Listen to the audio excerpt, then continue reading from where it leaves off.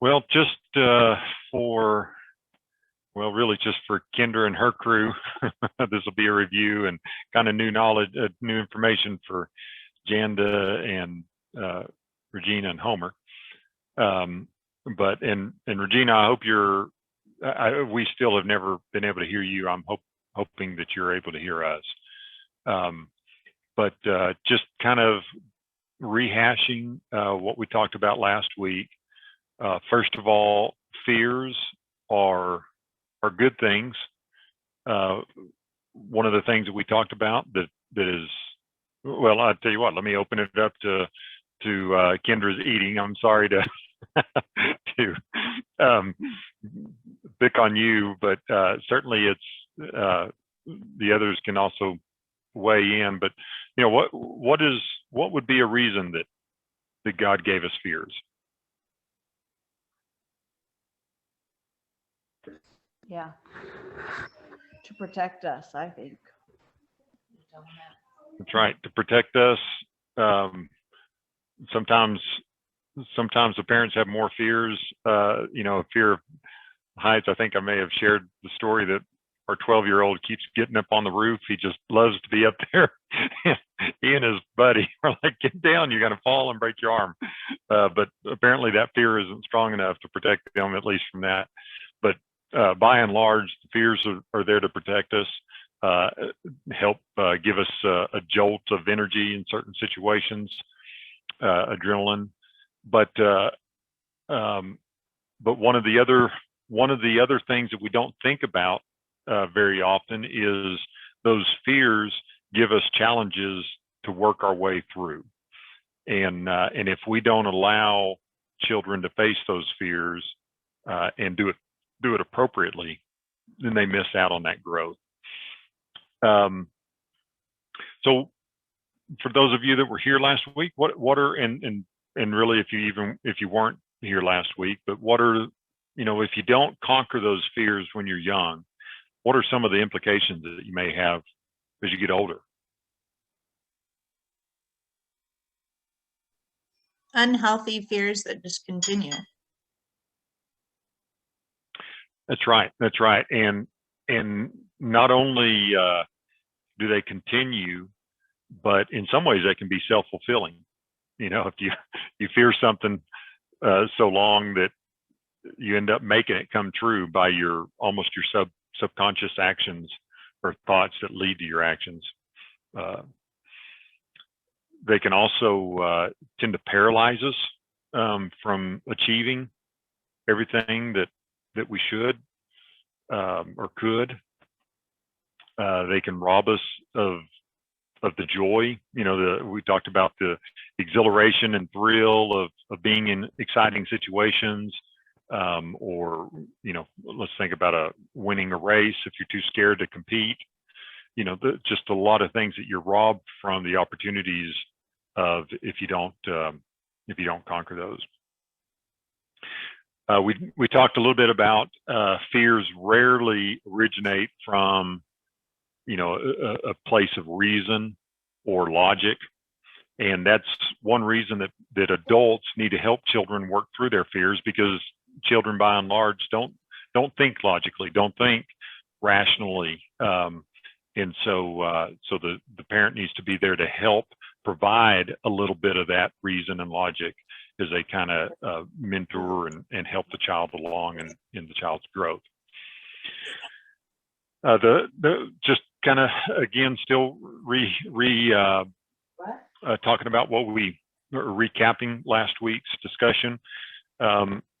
According to the authors of these two books, they felt like the first fear is the fear of abandonment or even annihilation, and that's something that you know, I had never thought of.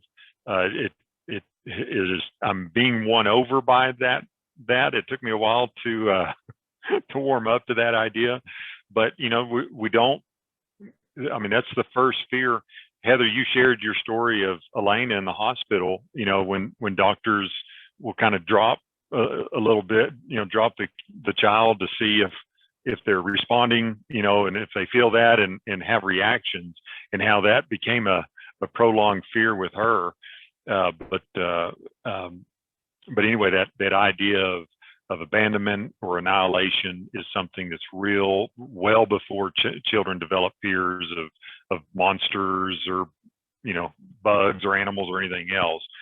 Is first that abandonment fear, and if it's not tackled, then it can be seen in actions of adults much later in life. And you know, I immediately it came to my mind when reading about that you know, some of these, I see it mostly in men, but certainly in women as well, where, you know, a spouse or girlfriend or boyfriend will break up and they act so erratically, you know, because of that fear of abandonment that they never conquered when they were young.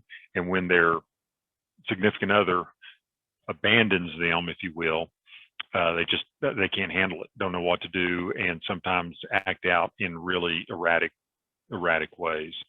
So just kind of underscores the importance, not that is the most common way that these fears resurface, but it's an extreme example of why we need to help children face these fears when they're young. We also talked a little bit about the quintessential bully that you know, is always pushing the limits and picking on people and acting up in class and being causing so many issues. So many times you'll see that with a child whose parents were divorced, or he's not with his not with his parents, either one of his parents, and doesn't have a relationship, but feels abandoned, whether it's physical or just emotional. But anyway, it's the authors talk about the importance of discipline for those children. One of the things that a child that does not have consistent, loving discipline, and that includes a discipline from a person that has a strong relationship with that person, with that child, is, you know, there's the obvious reasons of discipline. It is intended to correct the action, but one of the biggest problems with that is that child never gets to step over a line and still see that the adult loves that child. And so you see this in kids that lack discipline.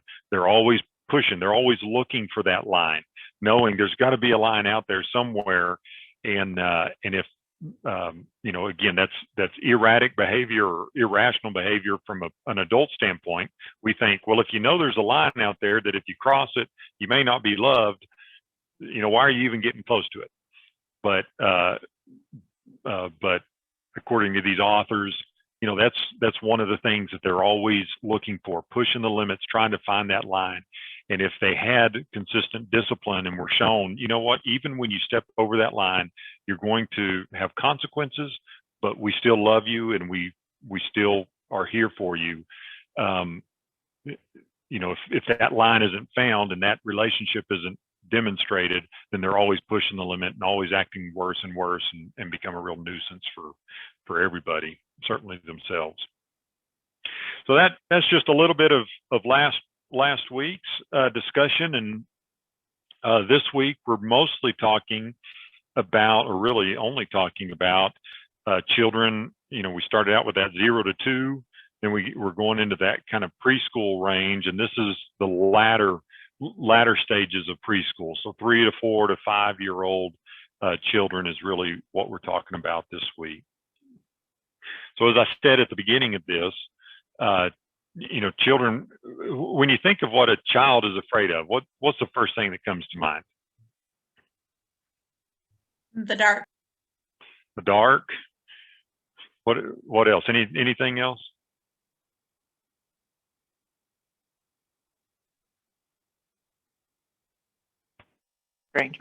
Stranger, being left with the stranger. They want mom. So that's very interesting that you mentioned that, because that's a big part of what we're going to talk about tonight.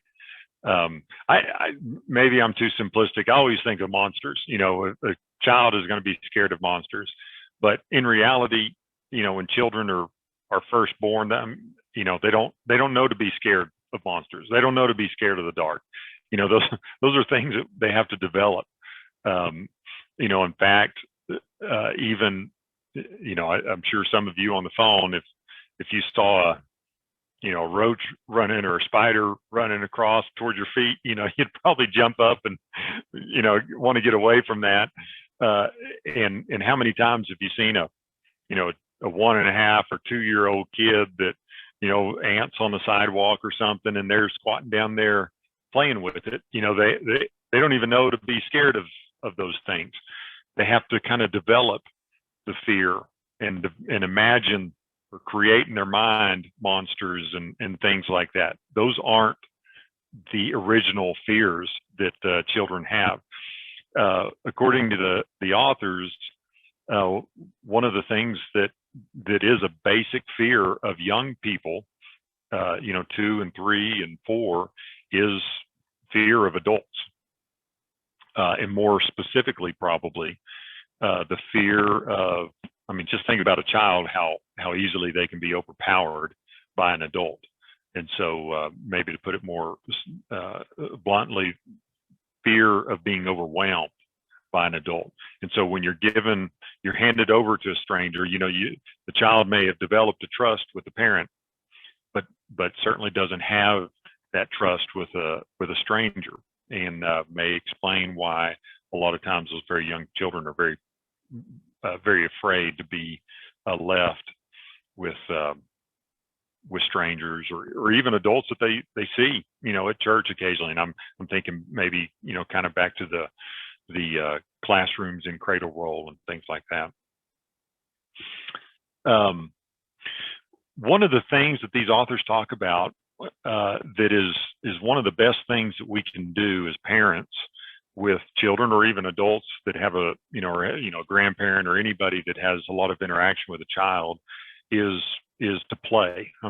That's really the child's that's their way of connecting, and so if you can come down into their world, if you will, and play with them, that's a great time for them to learn from you, and it's a great time really for you to learn from them.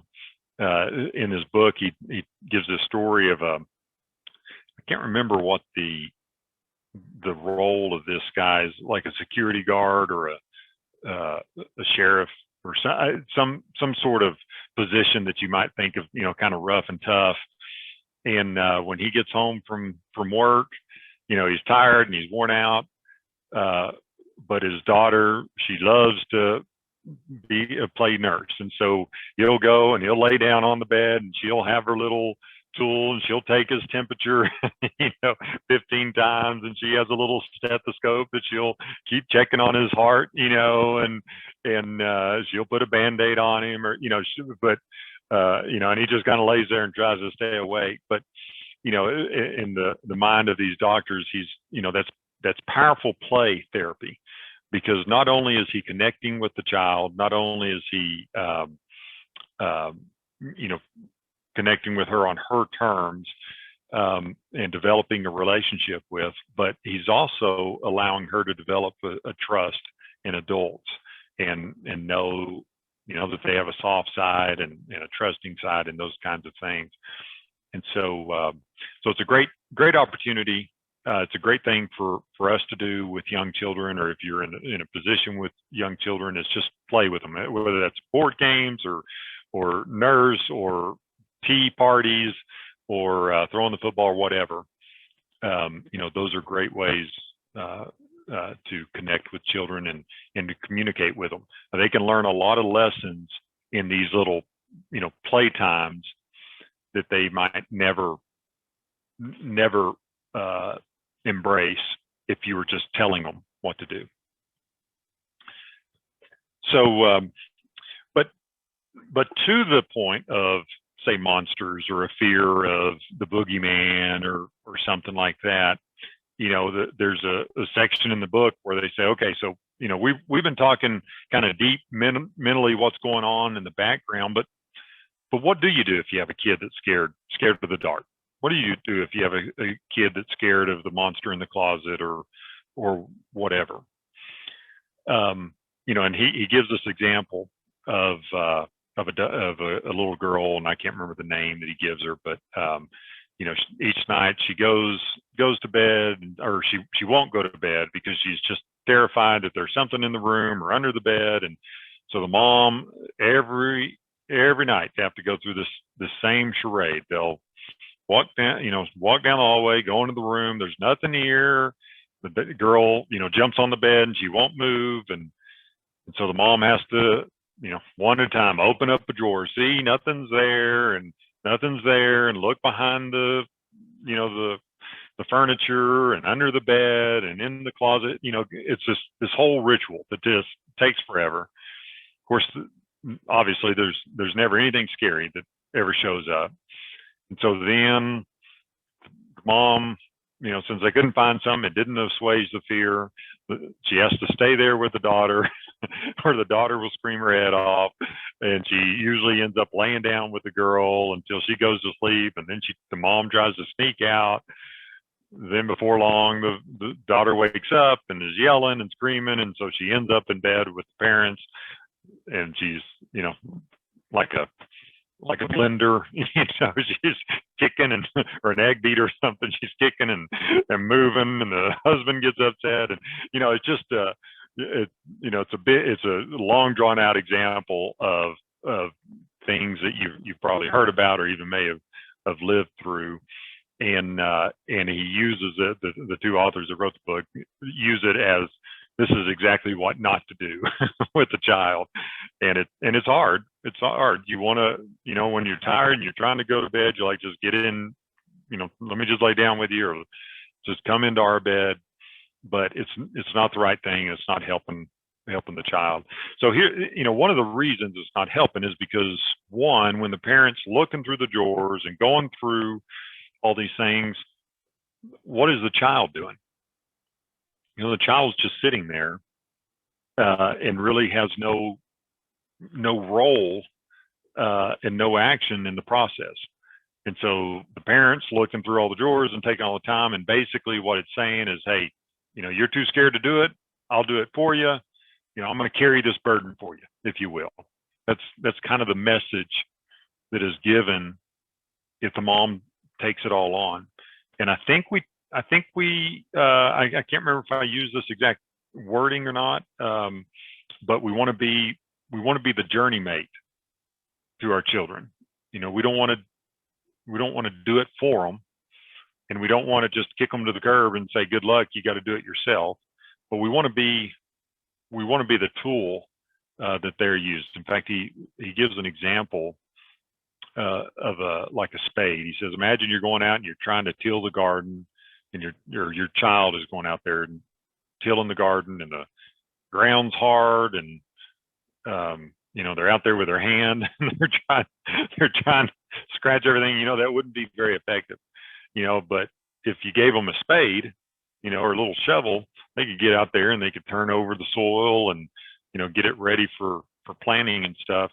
The spade didn't do the work. The child still had to do it, but with the right tools, the child can be successful. And that's really what we want to be, is a tool to help the child, or a journey mate to help the child be able to work through these things on their own. So they're not by themselves, but we're also not doing it for them. We're just a journey mate is the words that they use, or the word they use. And so again, with the mom that's just going through and looking under the bed and doing all those things, and even laying down with her, it almost symbolically says, hey, if the fear is real, there might be something that's going to get you, so I'm going to lay here with you, and at least that might be the message that the child receives, by that action that the parent was doing. So that is definitely not the way to handle those types of fears. The opposite extreme of that, is you kick the kid to the to the room and you lock the door, and you say, be quiet. We're going to bed. Good luck. I mean, that's definitely not being a journey mate either. We want to be there. So how do you get into that? How do you find the middle ground?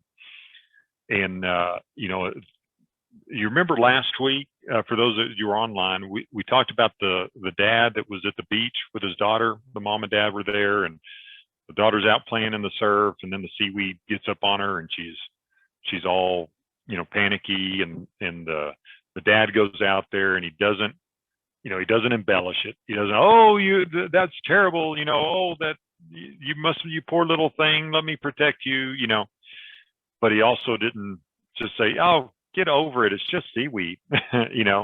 He went out there and he just calmly took it off, and he threw it off, and he said, here, let's go up and we'll play on the sand now, and he in essence, without using words, he said, hey, I see that's scary, and I understand. Let's go away from where that scariness was, and let's go do something else. And again, they met on her turf. They played in the sand, playing together, developing that relationship, having that bond where we're doing things while the child is playing. And before long, she had kind of forgotten all about the fear and was back into the water again. Relating that same kind of approach to the child that is scared of a monster under the bed or whatever, a very good way to approach that is, we don't want to just say, oh, there's nothing to be afraid of. Monsters don't exist. I mean, you always have to remember, from the child's perspective, approaching these things with rationality and reason and logic are not their first inclination. And in fact, if you do that too much, you can kind of drive a wall between the child. The child feels like, hey, I got to do this myself. I'm going to just wall them off. And it may look like they have faced that fear or tackled that fear because they're not coming to you anymore. But really, they've just driven that fear down into a box, and haven't faced it. And if they haven't faced it, again, you've robbed them of that opportunity to grow through the process. So being a journey mate, I think the thing that you would want to do is say, hey, I know it's scary. I was scared when I was your age. I had these same fears. I got through them. I'll tell you what, let me read you a story. I'll stay with you a while if you'd like. But after we're done with the story, it's bedtime, and you're going to have to go to sleep.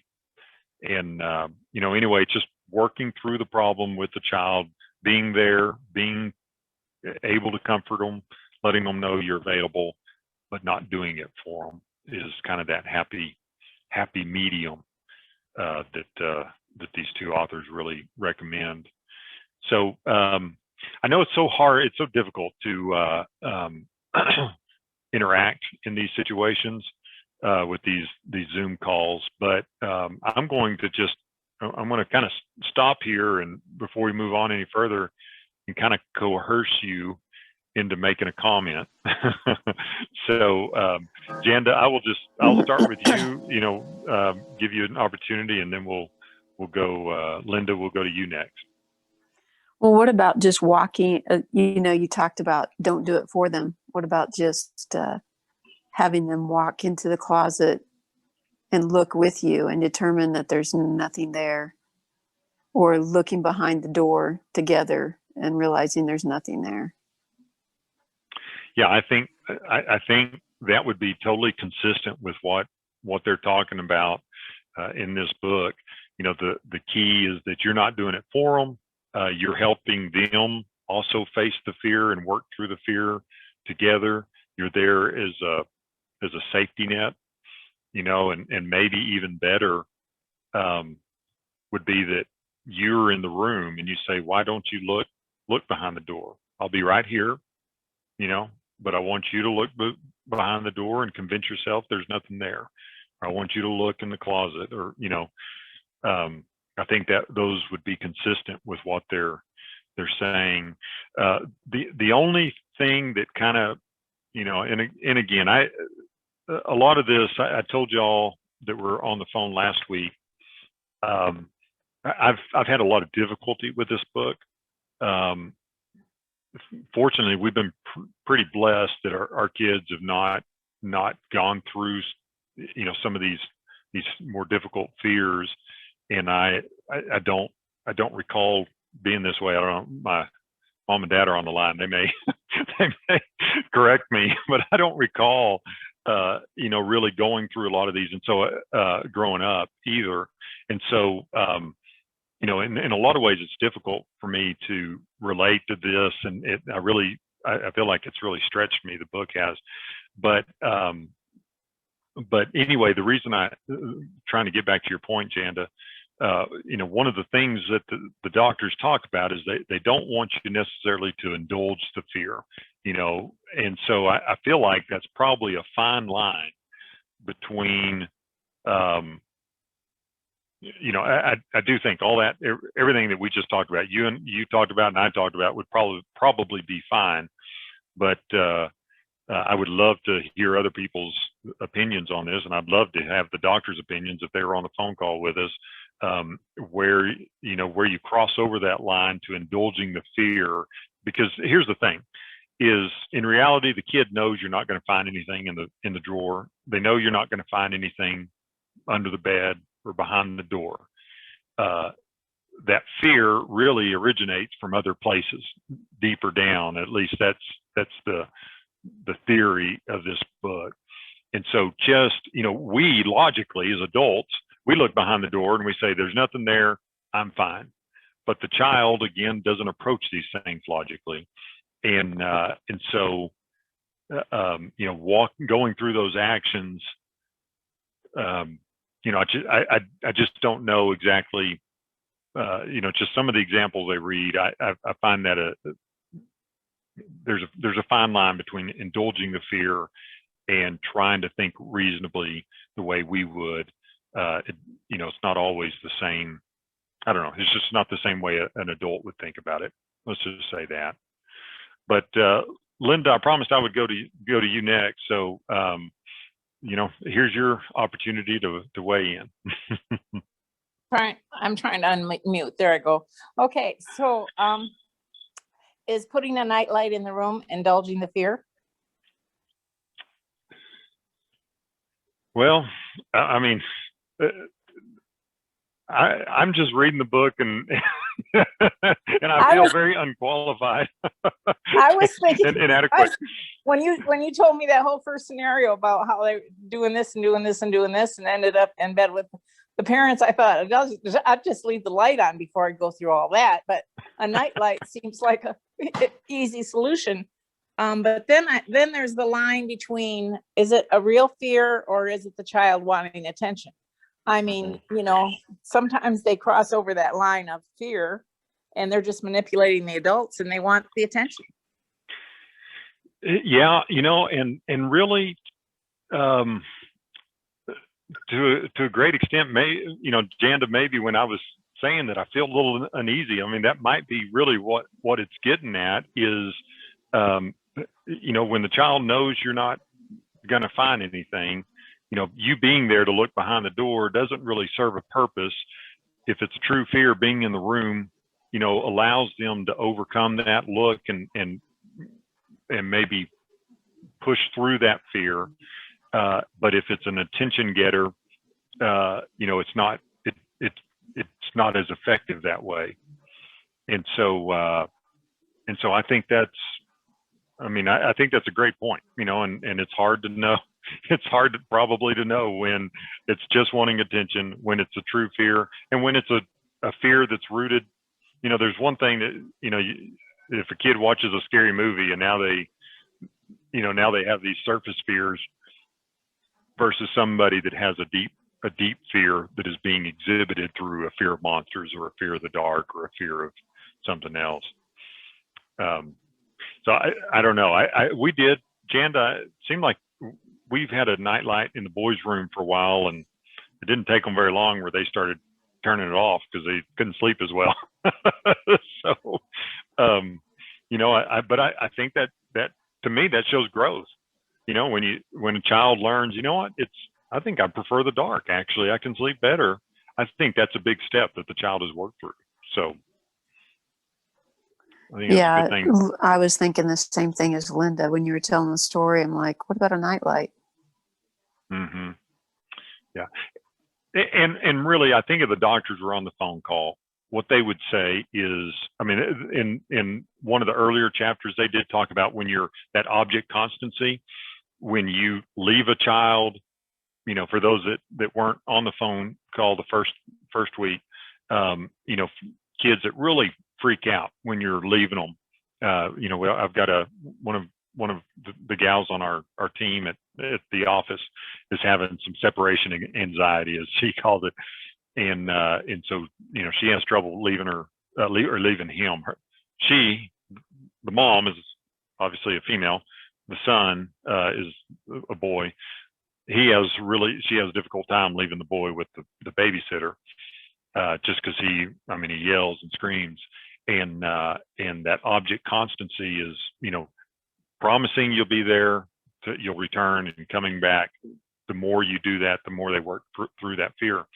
One of the things they talk about is, you know, hey, leave something with the child, you know, something that is meaningful to them. So, you know, I don't know what that might be, a necklace of yours, or you know, something that you know, that they makes them comfortable. Those kinds of things are good actions. And so by the same token, you know, night lights would definitely fit into that category. You know, things that help the child work through the fear on their own is a good thing. I think the doctors would agree with that. Kendra, or Jimmy, or whoever is in the room with you, do y'all have a comment that you might add? Well, Jimmy's not here this time. He's in Arizona, but I do not really have a comment. I just think night lights help, or a stuffed animal, you know, sleep with somebody else, you know, and if they have other people in the room, sometimes that helps. Heather, and I see your name. I don't know if Roger's there with you, but you know, I'm sure y'all have seen lots of kids that have really had some you know, difficult times and fears, and you know, anything y'all have to add to this conversation? Sure. One, I was going to say earlier, when you're talking about unresolved fears and what that creates later in life, I looked at Heather and said, it means your husband has to kill all the spiders in the house. That's a regular practice at our home. Never resolved that fear. Two, you know, a lot of the kids that we serve are coming from places of trauma, and darkness becomes a real issue for them. And so certainly being able to have a little bit of a light in the room, whether that be a night light or a closet light that's on with the door cracked, in order to provide them with a little bit more sense of security. We do a lot of things just to kind of accommodate that fear, and part of that comes from research about the fight, flight, or freeze mechanism that we all have. That you know, kids coming from trauma, if their mind has been kind of locked into that fight, flight, or freeze protection, fear of the dark, fear of so many different things, then it actually impacts their brain development in a lot of other areas. So when they're, and we can probably all relate to that in some way, that when we're fearful of something, we're not making our best decisions.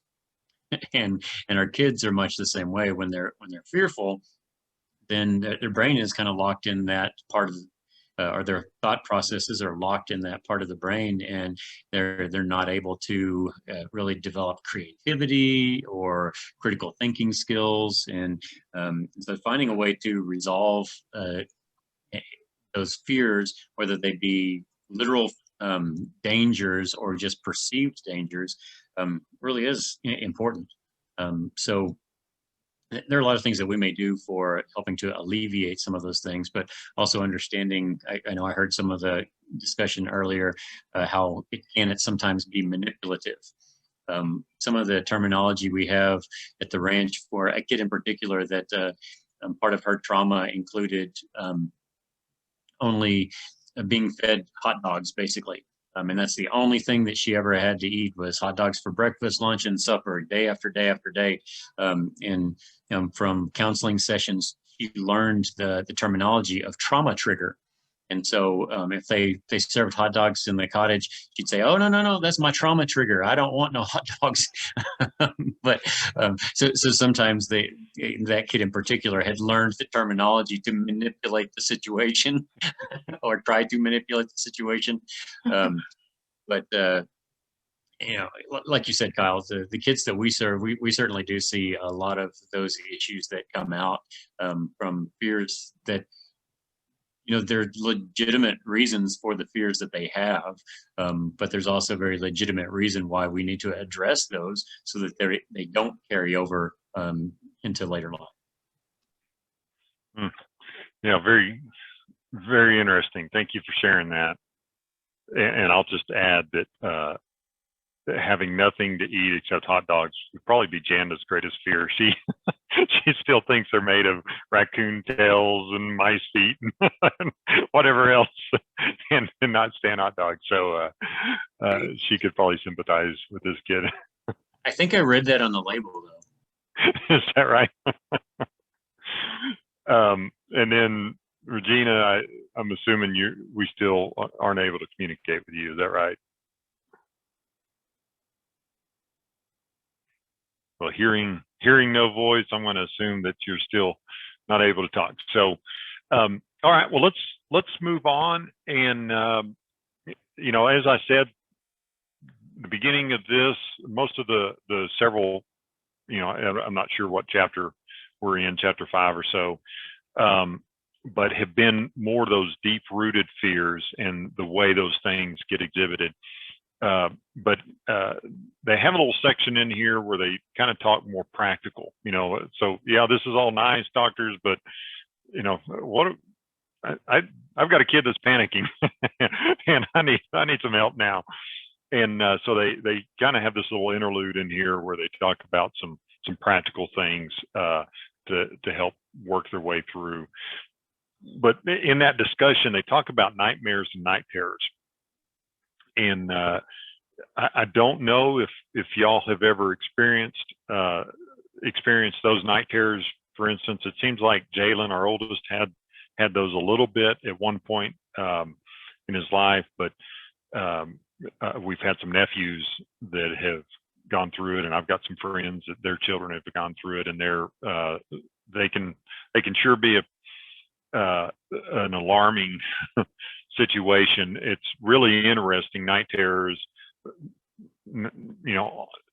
very rarely does the kid in the morning remember it at all, and if they do, it's just maybe a little snippet. They may remember that something happened, but generally the child is asleep throughout.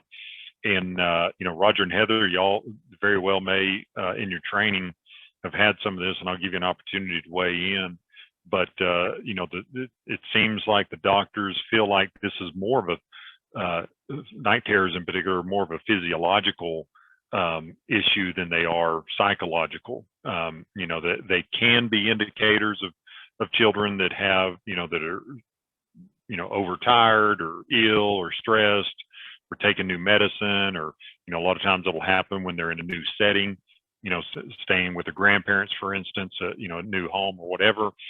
But it's certainly not always. I mean, there's certainly lots of what we would consider healthy children and in normal, loving situations that have these night terrors, and really there's not really a cure for them other than go with the child, and you can hold them, make sure they don't hurt themselves if they're thrashing around or whatever. But if you just let them go back to sleep, and the next day they probably probably won't even notice it, won't even remember it.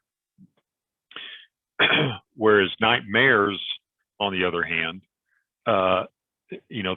they definitely need a loving parent or grandparent or somebody to come and hold them and be there with them and help them work through the fear there. It's kind of interesting, we go through these when we're sleeping. We go through these stages of sleep, and I've read 5 stages and 3 stages, and and I guess it's probably depending on how one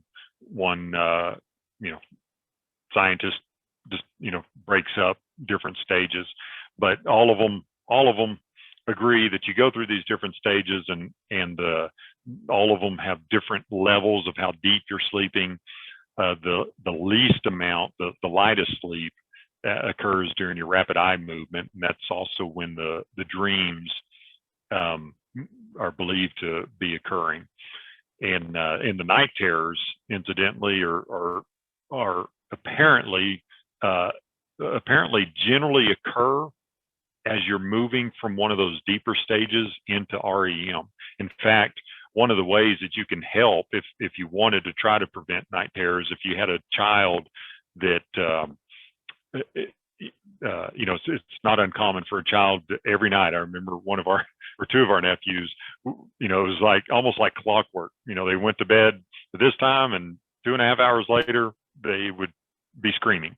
And it was really probably right along the stages of those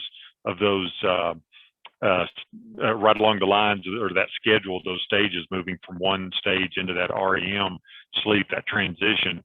And one of the ways, if you have that situation, you can try. It's not always successful, but you can try going and waking them up a little before that, 15 or 20 minutes before the night terrors usually occur. Have them use the restroom or whatever, and then go back to bed. And sometimes, apparently, that can alleviate the night terror at all or altogether. But again, they're really not harmful. They don't seem to have any effect on the children. And so if you can just suffer through it, usually the kids outgrow it soon enough. The nightmares, on the other hand, there's a lot about sleeping and dreaming that we don't understand, and it's hard to know because you can't read somebody's mind. And generally we've forgotten most of our dreams by the time we wake up. So we can't tell the scientists what we were thinking during all that. And so they don't really know, but they do feel like, there's some of the theories on dreams, or these are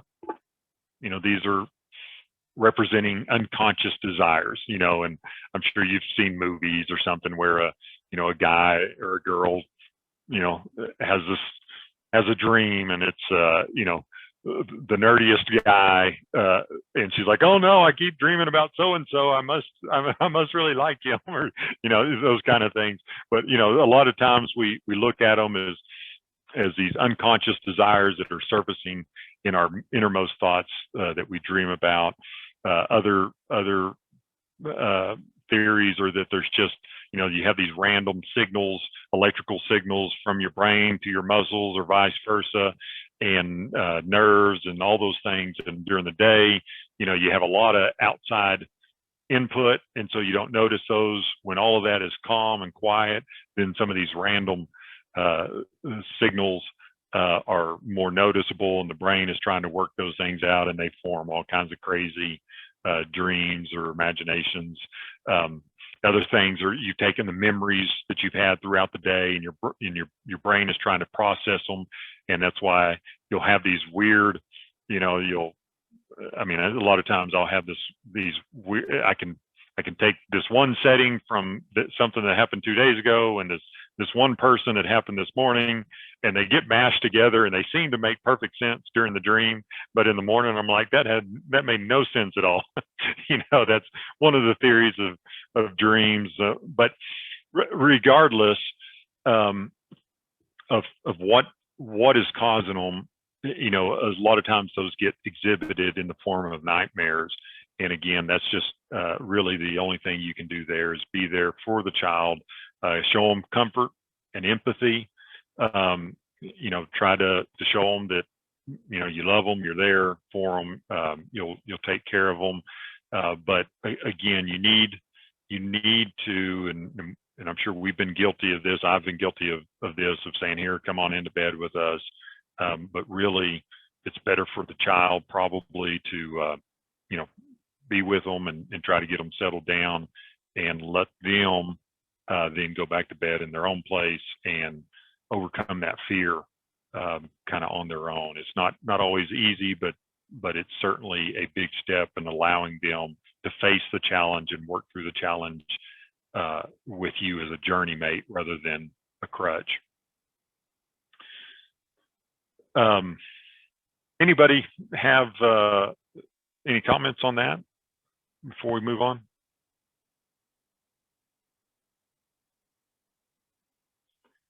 All right.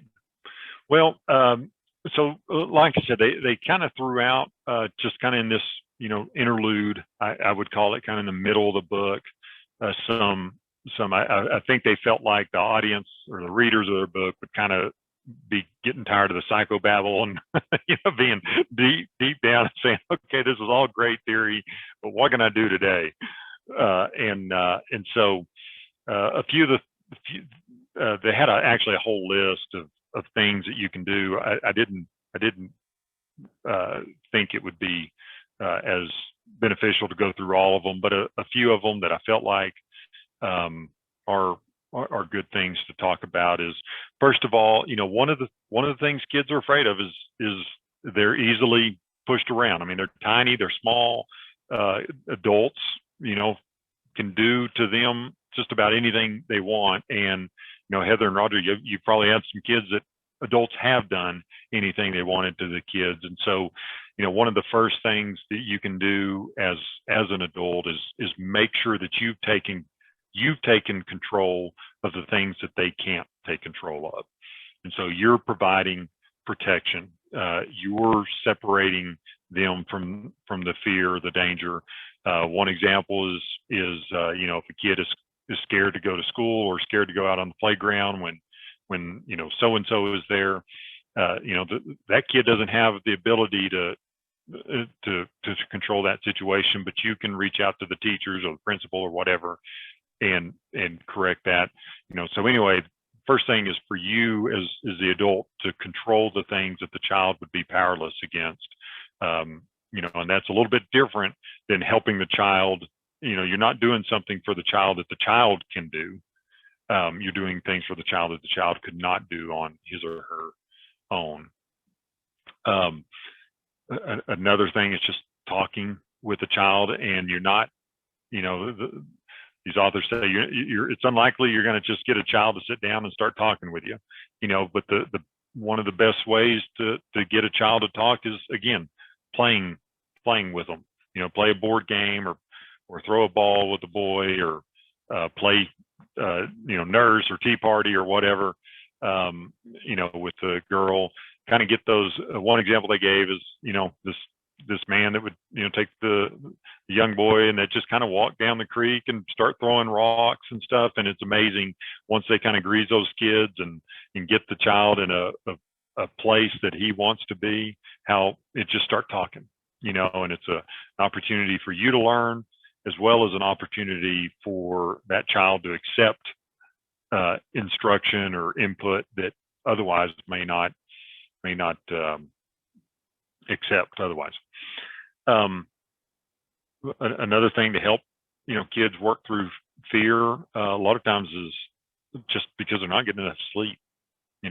It's children. I know Jan is a big proponent. She's always fighting with the boys. Why do we have to go to bed so early? It's it's only 10 o'clock or it's only 10:30. Doesn't matter what time we tell them to go to bed. It's only whatever time. And but really, kids, especially younger kids, and I would say teenagers, really a lot of times they need 9 or 10 hours of sleep. And letting them stay up late and them still having to get up early. A lot of times, Roger, you mentioned when we're scared, we don't think straight, but when we're tired, we don't think straight either. And so sometimes fears start working their way in just from a tired mind that's welcoming in those thoughts. Recreation, you know, they gave an example of a kid that, you know, just every minute of his day was budgeted, you know, and from 5:30 in the morning till, you know, 8 o'clock at night. And we're, you know, in today's society, you know, where you have, you know, soccer and basketball and chess club and band and, you know, all the different things that we do, you know, sometimes there's just not a chance for a child. And I'm really thinking more of the younger children, but an opportunity for them to, you know, to rest and kind of, you know, decompress and play, and, you know, and that's something they say is really important for a child's mind. Laughter is a big one. Just to, you know, if you have to just get a funny movie and watch it together, or you know, be able to laugh about yourself and make jokes. I mean, that's just a huge thing for a child to work through fears with. They mentioned taking vacations. We a lot of times think, okay, we get one vacation a year and it's going to be a week long, and it's so stressful leading up to the week because you're trying to get everything together, and then you jump in the car and you're in the car for 12 hours and you know, stop touching me, and, you know, all those things. And really, if you know, that one of the things they say is you just need to stop and write down 5 or 6 places that are within 50 miles of where you live, and just somewhere that you can make a day trip out of it, or maybe a, you know, one night, you know, an overnight stay. But, you know, smaller, shorter, more often vacations are better for a child a lot of times than the once a year big vacation. This other one is kind of, again, you know, fancy language, but they call it reality therapy. You know, and that's just an opportunity to sit down and think through, explore, you know, what's really, you know, little Sally, what's the cause? You know, you work through it together, and then you know, if you kind of feel like you identify what those issues are, you know, you write down 5 or 10 things that you can do, or the child can do, to help control it.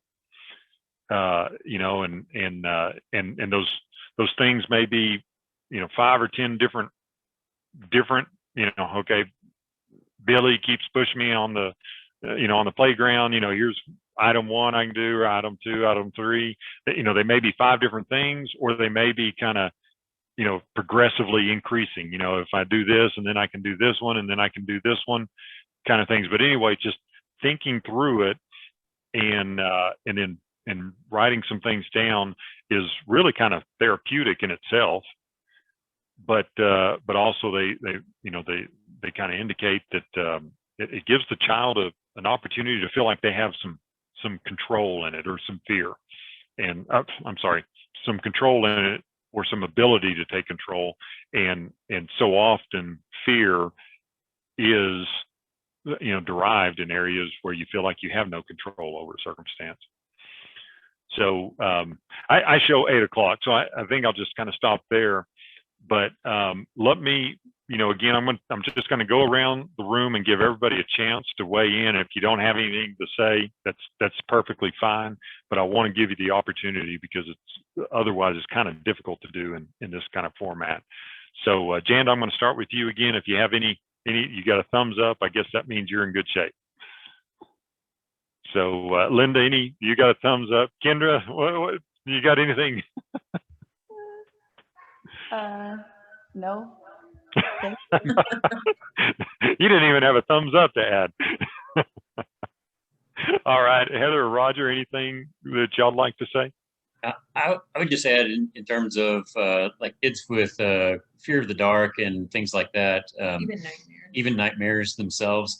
One of the things we find helps a lot is a really good in standard bedtime routine, something that, you know, already gets them calmed down and go heading in the right direction, so that you know, their body, even at supper time, they know, well, after supper we're doing this, and then we're going to bed, and keeping it very structured and regular, so when they then get in bed, then their body is already telling their mind it's time to go to sleep, and they'll go to sleep faster, and they don't have near as much downtime for their mind to start wondering and imagining and creating or feeding the fears that they might have. Yeah, I appreciate you saying that. You know, one of the things they mention in the book is kids are creatures of habit, and we have seen that in our kids. In fact, we used to laugh at Jace when he was really young. You know, if mom was out, you know, she officiates basketball, some of y'all know, and occasionally she'd be out overnight, and so you know, I would have to do the things just like mom would do. You know, Dad, you're supposed to, you know, even the little vitamin cup that they would drink out of, Dad, you're supposed to, you know, take a drink without putting the lips and then use the same cup so I can drink out of it. I mean, it was just, it was, you know, everything had to be a routine, but that's so powerful, and takes a lot of that, let's call it, you know, the guesswork, takes the guesswork out of it, and does set their bodies into a mode that they're ready to go to sleep, or they're ready, you know. So I appreciate you adding that. Well, it is 8 o'clock, so I am going to let y'all go.